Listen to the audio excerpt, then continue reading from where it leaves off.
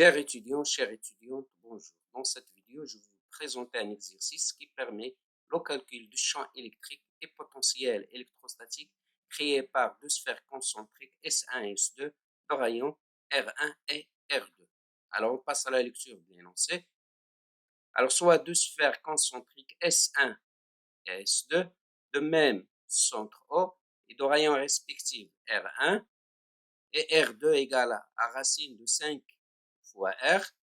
La sphère interne S1 du centre O et de rayon R1 porte une charge Q1 égale à Q, répartie uniformément avec une densité de charge volumique ρ constante et positive. La sphère externe S2 du centre O et de rayon R2 porte une charge Q2 égale à moins Q, répartie uniformément avec une densité de charge surfacique constante sigma. Alors, première question, choisir une surface de Gauss convenable et indiquer les raisons de ce choix. Deuxième question, déterminer en fonction de la densité volumique ρ et R la charge totale Q1 portée par la sphère S1, en déduire la valeur de la densité surfacique sigma de la sphère S2. Alors, troisième question, en utilisant le théorème de Gauss, calculer le champ électrostatique E créé par cette distribution en un point M, tel que OM égale à petit r pour les cas suivants, R inférieur à R1, petit r compris entre R1 et R2, et pour R supérieur à R2. Alors, tracez le modèle de champ électrique en fonction de R. Quatrième question, que peut-on dire de champ électrique E à la traversée de la surface S1? Justifiez votre réponse.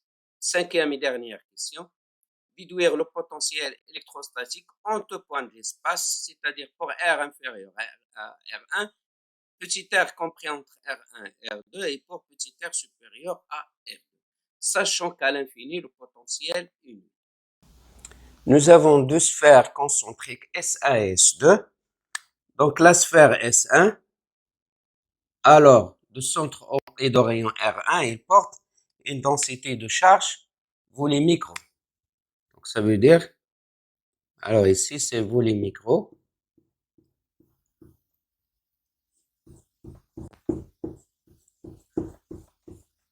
Voilà. Donc, ça, c'est... Alors, donc, ça, c'est la densité volumique ρ qui est positive. Alors, par contre, la sphère S2, alors, de centre O et de rayon R2, il porte une densité de charge surfacique sigma. Alors, donc, la première question, c'est choisir une surface de Gauss convenable et indiquer les raisons de choix. Donc, première question, choix de la surface de Gauss.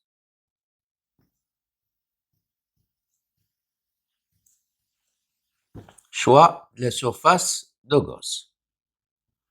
Alors, pour déterminer la surface de Gauss, alors donc, il faut premièrement déterminer la direction du champ électrique. Alors, déterminer la dépendance du champ électrique vis-à-vis des variables choisies. Alors, donc, on commence par le choix de système de coordonnées. Alors, ici, donc, le système sphérique, la sphère est présente en symétrie sphérique. Donc, les coordonnées sphériques R, θ, phi sont les plus convenables pour l'étude de système. Alors, donc, système de coordonnées. Donc, système de coordonnées.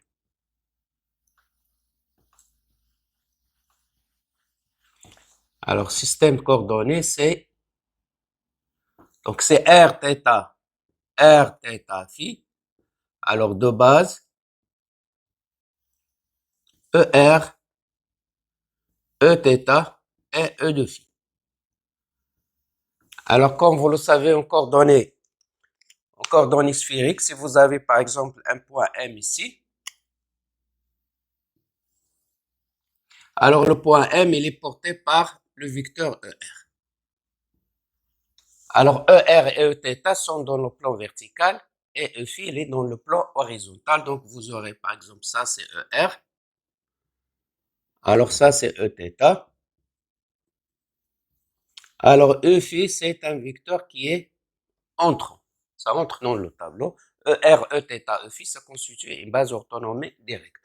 Alors donc, pour déterminer la surface de Gauss, alors on commence d'abord premièrement par déterminer la dépendance du champ électrique vis-à-vis des variables R, θ et phi. Alors donc, ça, ce qu'on appelle, c'est l'étude de l'invariance. Étude de l'invariance.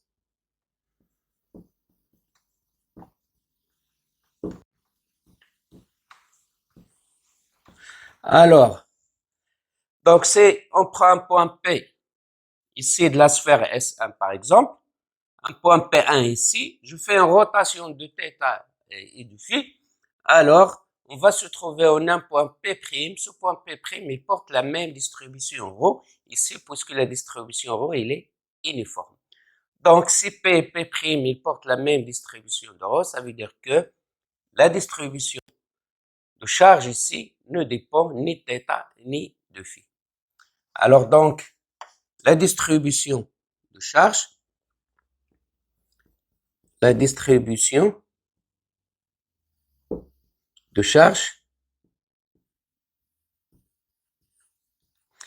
alors, la distribution de charge, alors est invariable, ou bien est invariante, ne varie pas, la distribution de charge est invariante pour toute rotation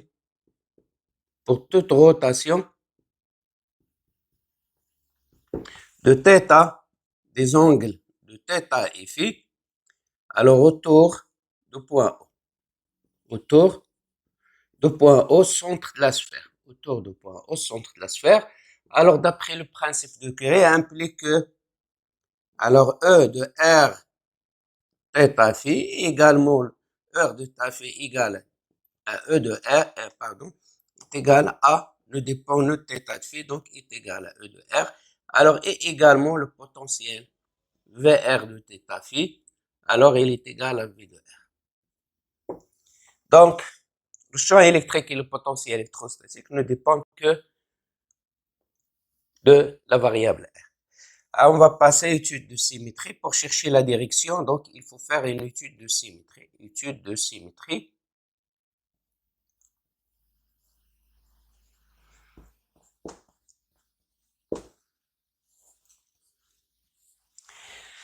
Alors ici, comme vous voyez, le point M, le vecteur M, il est porté par le vecteur ER. Donc, alors on va choisir deux plans de symétrie. Alors ici, on ne peut pas choisir un plan d'antisymétrie du fait que la distribution de charge, c'est toute positive. Ici, comme on va voir sur la deuxième sphère, elle est toute négative.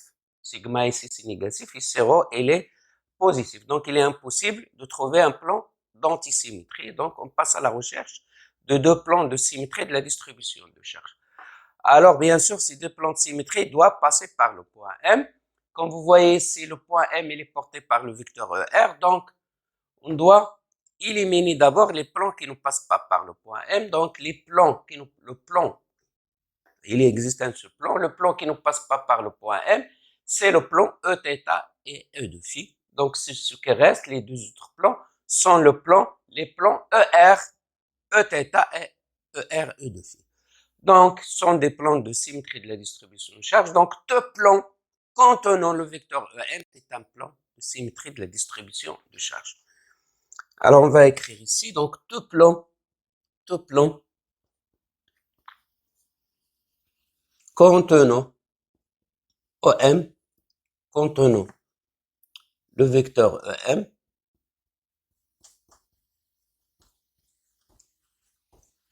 alors est un plan de symétrie, de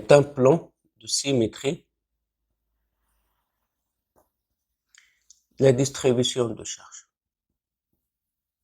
Symétrie de la distribution de charge. Alors en particulier, les plans qui passent par le point M. Alors, en particulier, les plans.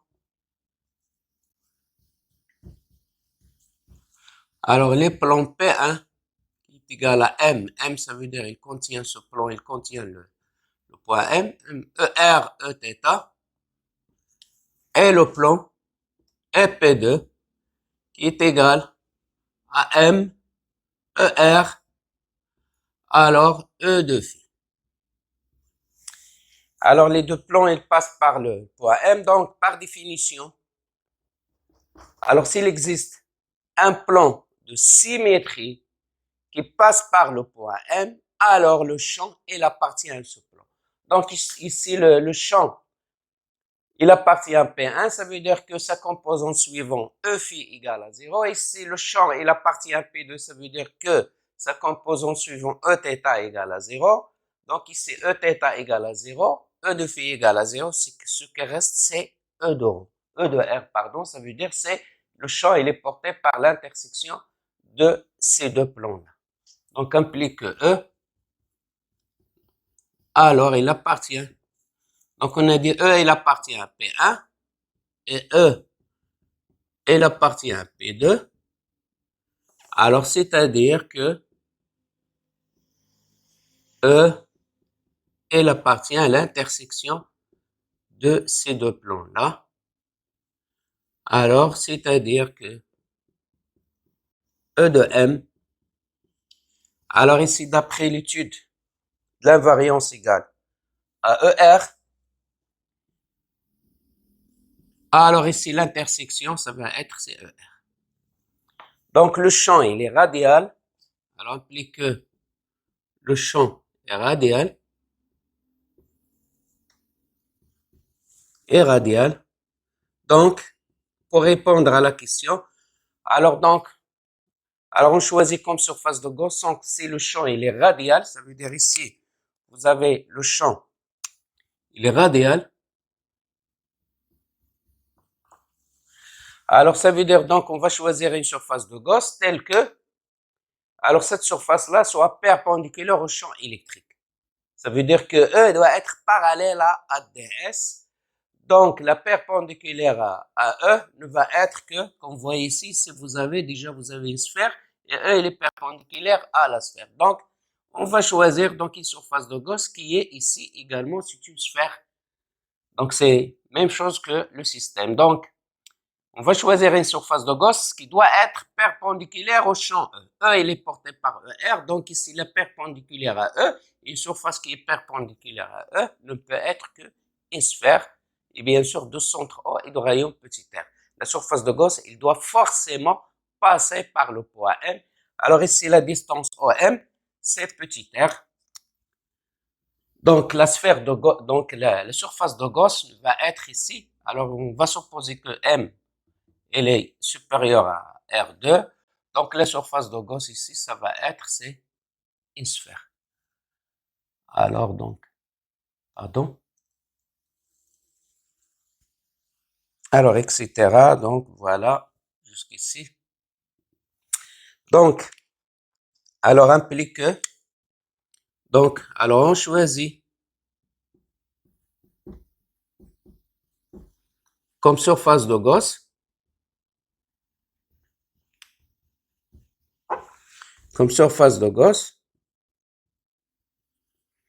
alors, une sphère de centre O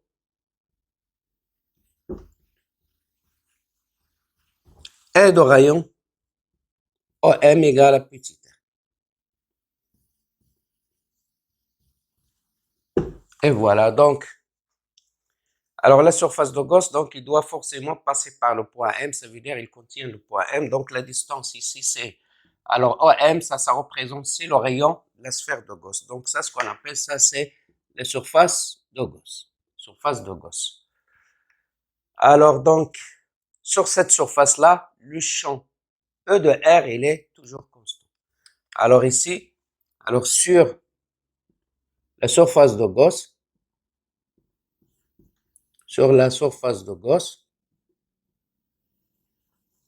alors E de R est toujours constant.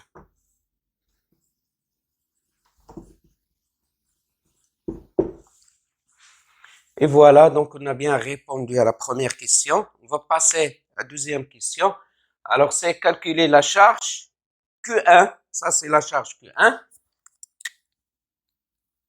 Alors, portée par la sphère S1. Également, on va déterminer la charge Q2 qui est portée par la sphère S1. Alors, donc, deuxième question.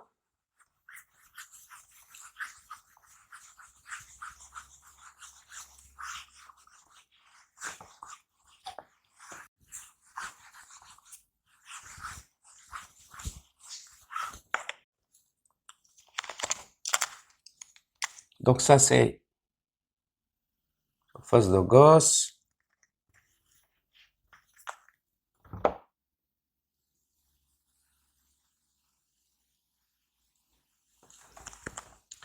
Alors, etc. Donc, deuxième question. Alors, calcule la charge Q1. Q1 est également Q2. Alors, donc, après, il faut déterminer la distribution de charge surface X sigma telle que Q1 égale à moins Q2. Alors, de la charge Q1 et Q2. Q1, virgule Q2 et sigma.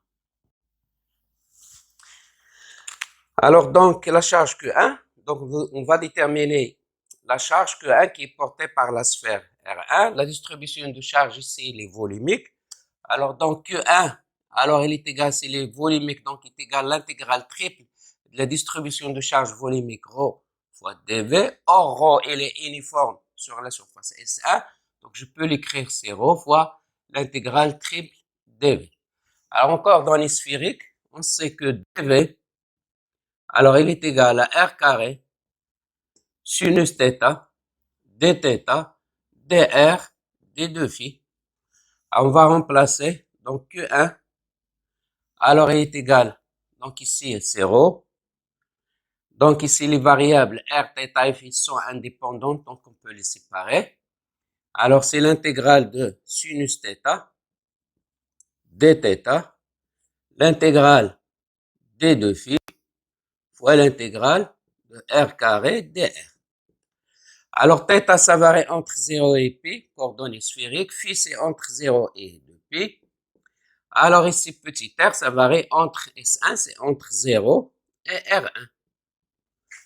Donc, l'intégrale sinus θ, donc ici, c'est Q1. Ça va être 0 entre moins cos θ, entre 0 et pi, multiplié par 2 pi. Alors, ici, multiplié par 1 sur 3 fois R3 entre 0 et R1. Donc ici, Q1, il est égal. Alors, cos de P, c'est moins 1 avec le moins, c'est 1.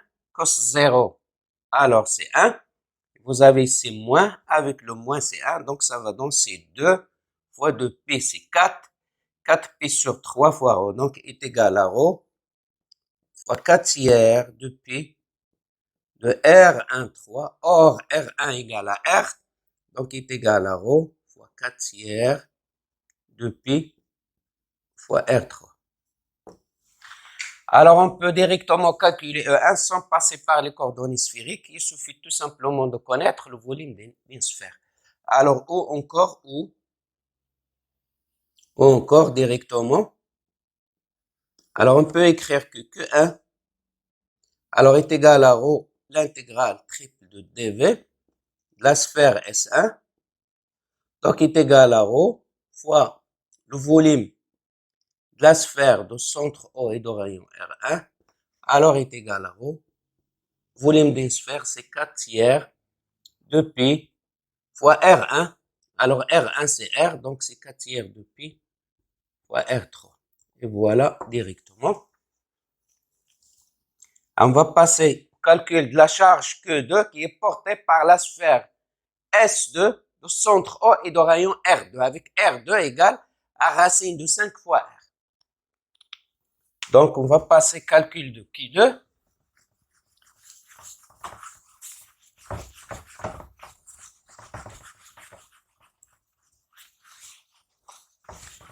Alors, donc, calcul de Q2. Alors, la charge Q2, elle est portée par la sphère S2, elle est surfacique. Donc, Q2, il est égal à l'intégrale, alors double de sigma ds, travers la surface S2. Également, soit on utilise ici les coordonnées ds pour les coordonnées, alors sphérique ou bien directement. Alors, on va faire les deux cas. Donc, il est égal à sigma fois. Alors, l'intégrale de ds, ça va être c. Alors, c'est l'intégrale. Alors, bien directement, on va faire calcul direct. Alors, sigma, il est uniforme, donc ça va être si l'intégrale de ds à travers la surface S2 de centre O et de rayon R2. Alors, Q2, il est égal à sigma, donc l'intégrale de ds, c'est S, S2, centre O et de rayon R2. Donc, il est égal à sigma. Alors, on sait que la surface d'une sphère, c'est 4pi r carré. Si le rayon, c'est R2 au carré. Donc, c'est sigma fois 4pi R2 au carré.